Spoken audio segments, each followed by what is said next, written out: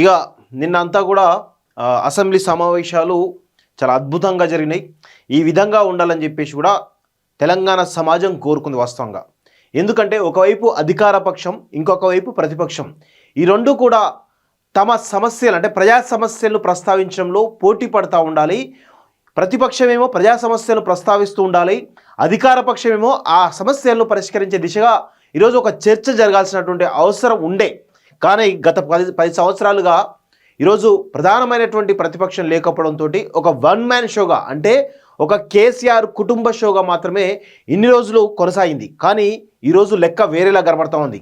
ఈరోజు ఖచ్చితంగా ప్రధాన ప్రతిపక్షంగా కేటీఆర్ ఆధ్వర్యంలో ఈరోజు బీఆర్ఎస్ ఎమ్మెల్యేలు సక్సెస్ అయ్యారని చెప్పేసి చెప్పవచ్చు. అందుకే మేము మొదటి నుంచి చెప్తా ఉన్నాం, బీఆర్ఎస్ పార్టీని ప్రతిపక్షంలో కూర్చోబెడితే ఖచ్చితంగా ప్రతిపక్షంగా బీఆర్ఎస్ పార్టీ సక్సెస్ అవుతుంది అని ఎప్పటి నుంచో గత 2 సంవత్సరాల నుంచి మేము మొత్తుకుంటూ ఉన్నాం. ప్రతిపక్షంగా ఒకవేళ బీఆర్ఎస్ ఉంటే ఏ విధంగా ఉండబోతుంది అనేది మేము పలుమార్లు పలు స్టోరీలు కూడా చేయడం జరిగింది. నిన్న మనం చూసినాం, నిజంగా కూడా ఒక ఇండియా పాకిస్తాన్ మ్యాచ్ లెక్క ఒక ఉత్కంఠ భరితంగా సాగింది నిన్నటి అసెంబ్లీ సమావేశాలు. ఒకవైపు కాంగ్రెస్ పార్టీ, మరోవైపు బీఆర్ఎస్ పార్టీ, అదేవిధంగా ఇంకొక వైపు బీజేపీ, ఎంఐఎం, అదేవిధంగా సిపిఐ కూడా చాలా ప్రధానంగా ఈరోజు ప్రజా సమస్యలు ప్రస్తావిస్తూ ఈరోజు గత 10 రోజుల పాలనలో కాంగ్రెస్ పార్టీ తీసుకున్న నిర్ణయాల్లోని లోపాలన్నింటినీ కూడా ఈరోజు ఎత్తి చూపడంలో బీఆర్ఎస్ పార్టీ సక్సెస్ అయింది, బీజేపీ సక్సెస్ అయింది, ఎంఐఎం సక్సెస్ అయింది, అదేవిధంగా సిపిఐ కూడా సక్సెస్ అయిందని చెప్పేసి మనం చెప్పవచ్చు వాస్తవంగా. అందుకే ఇందులో మనం ఇంకొక విషయం కూడా చెప్పాలి. నేను అందుకే ఒక టైటిల్ కూడా చెప్పిన, రేవంత్ రెడ్డి ట్రాప్లో కేటీఆర్, ప్రతిపక్ష పాత్రలో BRS success. Already BRS party సంబంధించినటువంటి దాని మీద ఆల్రెడీ మనం చెప్పుకున్నాం. అయితే రేవంత్ రెడ్డి ట్రాప్లో కేటీఆర్ అని ఎందుకు చెప్తున్నానంటే, ఈరోజు ఒక రాజతంత్రం ఉంటుంది. అంటే ఒక 2 ఏది సంస్థానాలు కావచ్చు, లేకపోతే 2 దేశాల మధ్య యుద్ధాలు జరుగుతున్నప్పుడు కావచ్చు, ఆ ఇద్దరు రాజులు ఎవరైతే ఉంటారో వాళ్ళు యుద్ధానికి దిగినప్పుడు ఏమవుతుంది అంటే వ్యూహాలకు ప్రతి వ్యూహాలు రచించడంలో ఈరోజు పెద్ద ఎత్తున వాళ్ళు వ్యూహాలు రచిస్తూ ఉంటారు. అయితే రేవంత్ రెడ్డి మనమంతా నిన్న పొద్దున ఆఫ్టర్నూన్ సెషన్ వరకు కూడా అబ్బా కేటీఆర్ ఏం మాట్లాడినరా, మళ్ళీ అసలు ఆయన ప్రతిపక్ష హోదాలో అసలు మొత్తం అధికార పక్షానికి చెమటలు పుట్టించిండు అని అందరూ కూడా అనుకున్నారు. ముఖ్యంగా బీఆర్ఎస్ పార్టీ సంబంధించినటువంటి గులాబీ పింకీలు ఎవరైతే ఉన్నారో జబ్బలు సరుచుకున్నారు వాస్తవంగా. కానీ ఆఫ్టర్నూన్ సెషన్ తర్వాత రేవంత్ రెడ్డి రంగంలో దిగిన తర్వాత సీన్ అంతా రివర్స్ అయింది వాస్తవంగా. అయితే ఆఫ్టర్నూన్ సెషన్ వరకు కూడా కేటీఆర్ మాట్లాడినటువంటి ప్రతి మాటను కూడా సావధానంగా వింటున్నాడు రేవంత్ రెడ్డి. ఎందుకు వింటున్నాడో నేను చెప్తా, వినండి క్లియర్గా. ఇదే రాజతంత్రం. ఈ రాజతంత్రాన్ని ఆల్రెడీ కేసీఆర్ దీన్ని ఎక్కువగా నమ్ముతూ ఉంటాడు. అంటే చాణక్య సూత్రాలు అంటారు కదా, చాణక్య సూత్రాలు కావచ్చు, చాణక్య నీతి కావచ్చు, వీటన్నిటిని కూడా కేసీఆర్ ఎక్కువ ఫాలో అవుతుంటాడు. అంటే ప్రతిపక్షాల వ్యూహాలు ఏ విధంగా ఉంటాయని చెప్పేసి ఒక అవకాశం ఇస్తాడు, వాళ్ళు ఏదో పుసపుస మొత్తం కక్కేస్తారు వాస్తవంగా. సో దాని తర్వాత వ్యూహాలు రచిస్తాడు కేసీఆర్. అయితే కేసీఆర్ జుట్టులోంచి పుట్టినోడే రేవంత్ రెడ్డి వాస్తవంగా.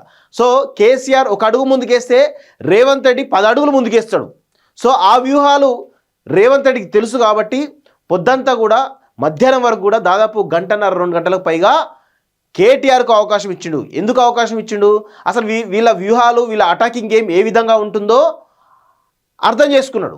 ఎట్లా అర్థం చేసుకున్నాడు, కేటీఆర్ ఏం చేసిండు, మొదటి రోజే అసలు జనాలు కూడా కొంత న్యూట్రల్ పర్సన్స్ కూడా నేను కొంతమందిని మాట్లాడినప్పుడు అంత ఆవేశం అక్కర్లేదు, అంత దూకుడు అవసరం లేదు అని చాలామంది నాతో చెప్పడం జరిగింది వాస్తవంగా.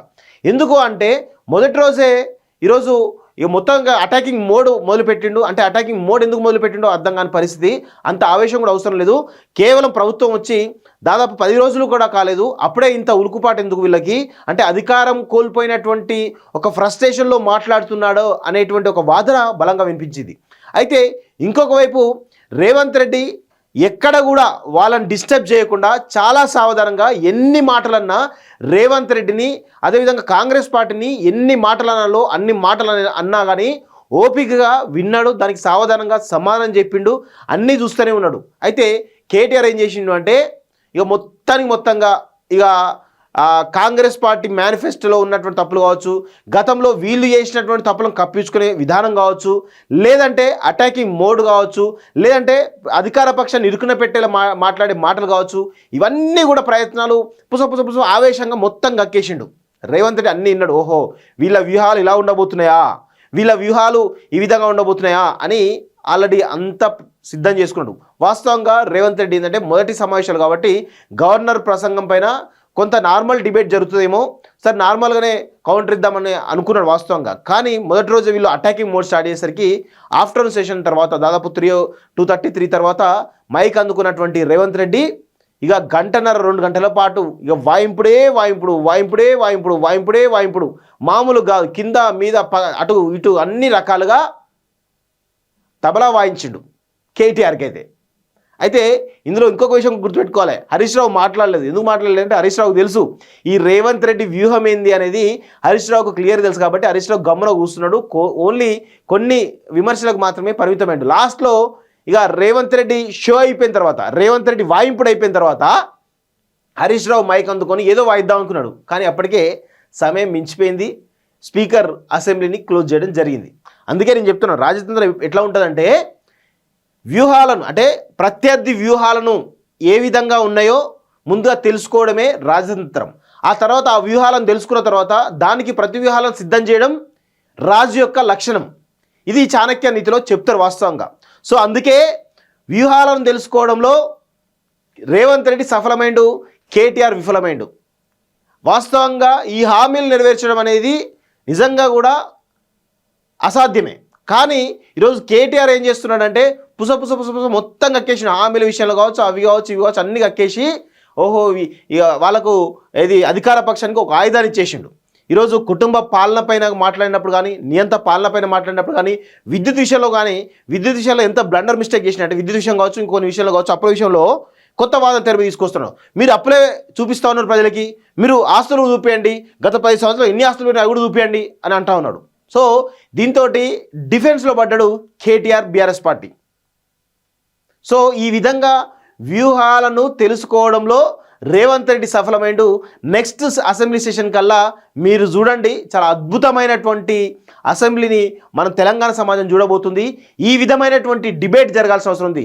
మళ్ళీ అందులో రేవంత్ రెడ్డి ఒక మాట అన్నాడు మధ్యలో, వీళ్ళను సస్పెండ్ చేయనయ్యేదు అధ్యక్ష, ఖచ్చితంగా వీళ్ళు అసెంబ్లీలో ఉండాలి, కూర్చోవాలి, నా యొక్క ప్రసంగం వినాలే, అదేవిధంగా వీళ్ళను వాయిస్తే వీళ్ళలో పరివర్తన రావాలి, వీళ్ళు చేసినటువంటి దొంగ పనులు కావచ్చు లేకపోతే అన్నీ కావచ్చు వీటిలో ఇవన్నీ తెలుసుకొని ఈరోజు ఇన్ని సంవత్సరాలు 10 సంవత్సరాలుగా ప్రజలకు తెలియకుండా వేస్తున్నారు, ప్రజలకు తెలవాలి, అదేవిధంగా వీళ్ళకు కూడా వీళ్ళు చేసినటువంటి తప్పులు ఏవో తెలుసుకొని ఈరోజు పరివర్తన రావాలని చెప్పేసి కూడా అసెంబ్లీలో కొంతసేపు ఒక ఆహ్లాదకరమైనటువంటి వాతావరణాన్ని కూడా క్రియేట్ చేయడం జరిగింది రేవంత్ రెడ్డి వాస్తవంగా.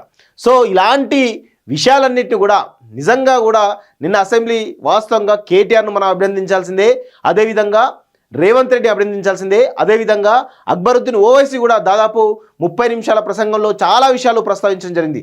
అదేవిధంగా బీజేపీకి సంబంధించినటువంటి మహేశ్వర్ రెడ్డి ఎవరైతే ఉన్నారో ఎమ్మెల్యే, ఆయన కూడా అభినందించాల్సి వస్తుంది. ఆయన కూడా చాలా అద్భుతమైనటువంటి ప్రసంగం చేయాల్సిన అవసరం ఉంది. మధ్యలో సిపిఐ ఎమ్మెల్యే కూనంనేని సాంబశివరావు కూడా ఇటు అధికార పక్షాన్ని కొంత విమర్శిస్తూనే ఇటు ప్రతిపక్షాన్ని కూడా వాయించింది వాస్తవంగా. సో ఈ విధంగా అసెంబ్లీ అనేది కలకల్లాడుతూ ఉంది.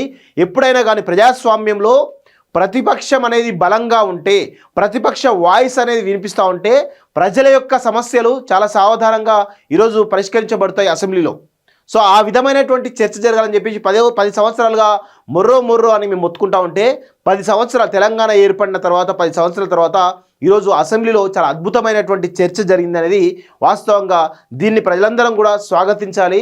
వాస్తవంగా కూడా ఇంకొక విషయం కూడా చెప్పాలి, కేటీఆర్ మీరు గత 50 సంవత్సరాల కాంగ్రెస్ పరిపాలన గురించి మాట్లాడుతూ ఉన్నారు, వీళ్ళేవో 10 సంవత్సరాల పరిపాలన గురించి మాట్లాడుతూ ఉన్నారు.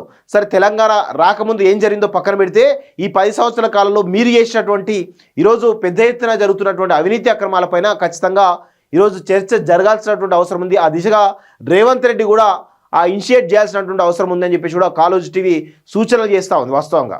సో అందుకే మేము చెప్తా ఉన్నాం, రేవంత్ రెడ్డి ట్రాప్లో కేటీఆర్, ఖచ్చితంగా రేవంత్ రెడ్డి ట్రాప్లో కేటీఆర్ పడ్డాడు. ఎవ్వరు అవునన్నా కాదన్నా, ముఖ్యంగా బీఆర్ఎస్ పార్టీ దీన్ని జీర్ణించుకోలేదు. జీర్ణించుకోకపోయినా రాజతంత్రం ఈరోజు ఇలాగే ఉంటుంది. ఆ రాజతంత్రంలో భాగంగా రేవంత్ రెడ్డి కేటీఆర్ వ్యూహాలు కావచ్చు, బీఆర్ఎస్ పార్టీ వ్యూహాలు ఎలా ఉండబోతున్నాయో ముందే తెలుసుకోగలిగేటువంటి ప్రయత్నం చేయలేండు. దానిలో సక్సెస్ అయ్యిండు. నెక్స్ట్ అసెంబ్లీ సెషన్ కల్లా ఇంకా నిన్న మధ్యాహ్నం ఇచ్చిన వాయింపుడు కంటే ఇంకా వాయింపుడు పెద్దగా ఉంటుందనేది ఈరోజు మనందరం కూడా గమనించాలి. అయితే నేను మంత్రులకు కూడా కొన్ని సూచనలు చేయదలుచుకున్నాను. ఈరోజు మీరు ఇంకా అద్భుతంగా మాట్లాడాల్సిన అవసరం ఉంది. మీరు ఇంకా అసెంబ్లీలో ఇంకా సమస్యలపైన లేదంటే ఇంకొంత దూకుడుగా వ్యవహరించాల్సిన అవసరం ఉంది. మీరు ఇంకా మెతక వైఖరితోనే ఉన్నట్టయితే మాకైతే కనబడతా ఉంది. ఆ మెతక వైఖరిని వదిలేయండి. మెతక వైఖరిని వదిలేసి ఈరోజు అసెంబ్లీలో రసవత్తరమైనటువంటి చర్చ జరుగుతూ ఉంది.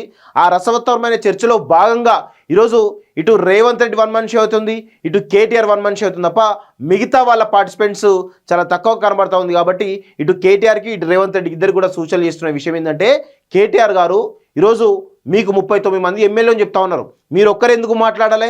39 మందిలో కనీసం 2-3 కూడా అవకాశం ఇవ్వలేదు కదా, వాళ్ళకు కూడా అవకాశాలు ఇవ్వాలి కదా. అదేవిధంగా రేవంత్ రెడ్డి గారు కూడా సరే కొంతమంది మంత్రులు ఇన్వాల్వ్ అయినప్పుడు కూడా ఇంకా కొంతమందిని కూడా ఇన్వాల్వ్ చేయాల్సిన అవసరం ఉంది, ఇన్వాల్వ్ చేయాలి వాస్తవంగా. సో కేవలం పొన్నం ప్రభాకర్కే, బట్టి విక్రమార్కకే, దామోదర రాజవంశకే పరిమితం అవుతా ఉన్న అసెంబ్లీ ఈరోజు మిగతా మంత్రులు ఉన్నారు, మిగతా అవి ఉన్నాయి. మరి మీ వ్యూహాలేమో నాకు తెలియదు, కానీ మిగతా వాళ్ళని కూడా మాట్లాడించేటువంటి ప్రయత్నం చేయాలి.